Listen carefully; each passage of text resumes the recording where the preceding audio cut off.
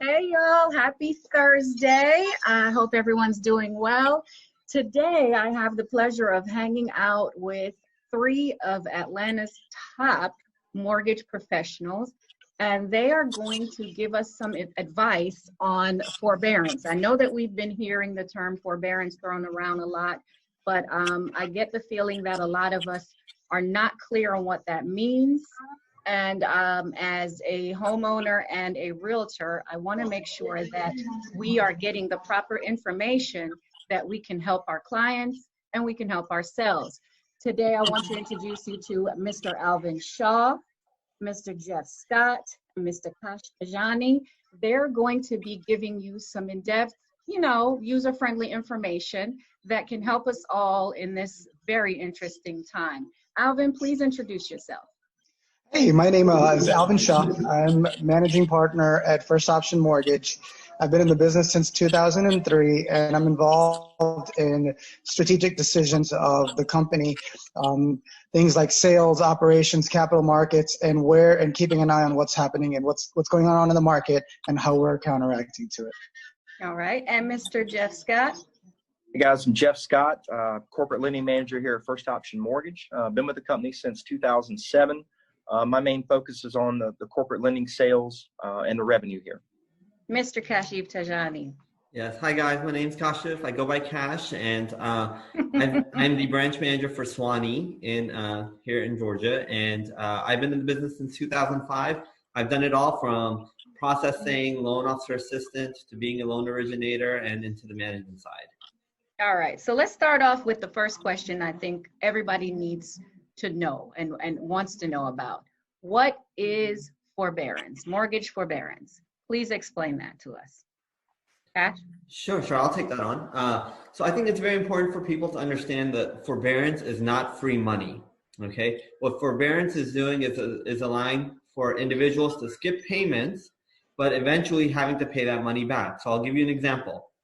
Every servicer is doing this a bit differently, but the first process is, okay, I can't make my payments today. What do I do? I'm going to go apply for forbearance. They're going to give you about 3 to 6 months of not making a payment. But once that 6 months is over, they're going to come back and say, okay, now make a payment for all those 6 months together. So for example, if your monthly payment's $1,000, at the end of the 6 months, they're going to say, now you owe me $6,000. And you're going to say, oh my God, I don't have that money. What's my option? Then they're going to say, okay, what we'll do is we're going to extend this $6,000 that you owe for the next 12 months. So now your monthly payment goes from $1,000 to $1,500.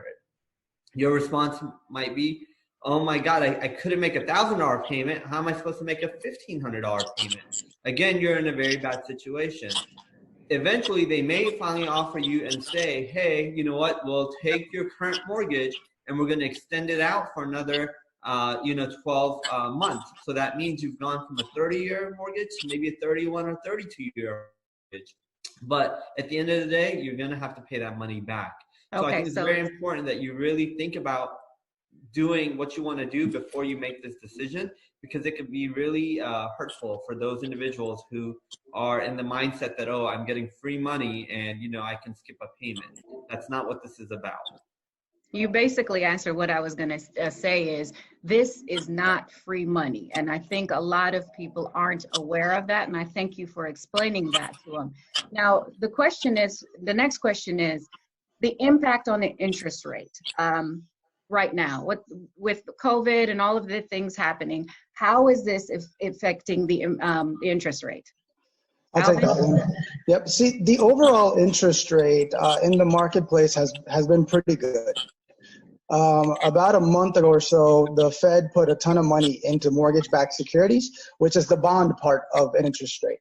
By doing that, they were able to keep the bond price low and the interest rates low. But what people have to understand is that a mortgage interest rate is made up of a bond price and a servicing value.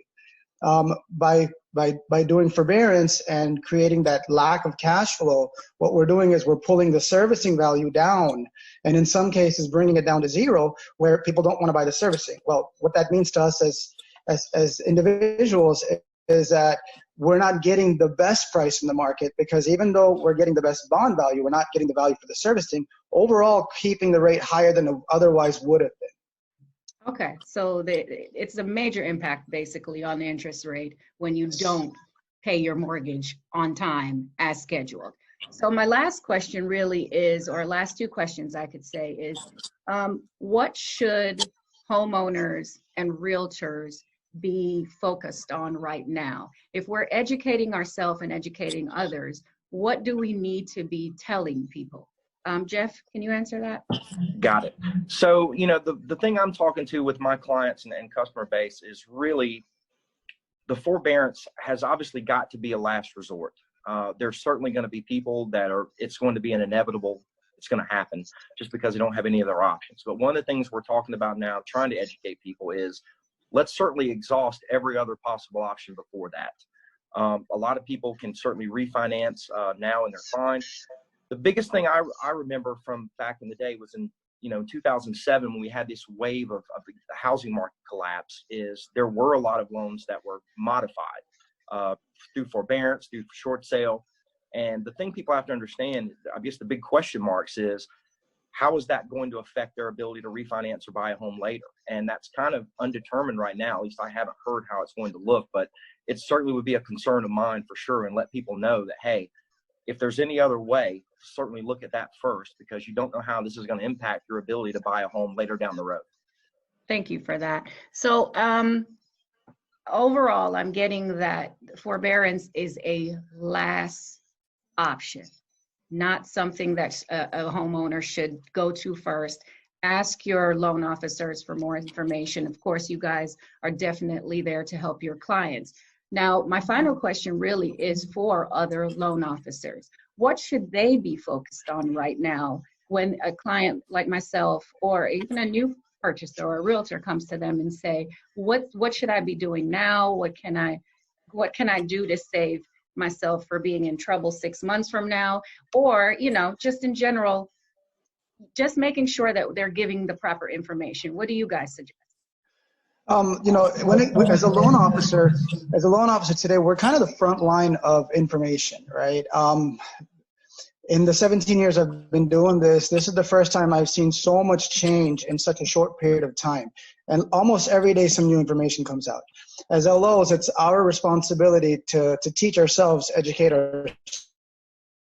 ourselves, stay ahead of what's happening, and then be that resource that puts the information out there, whether it's to your realtor partners, your borrowers, fellow loan officers. I mean, let's get together, make sure that we're educated enough so that we're making good educated decisions into where we're going.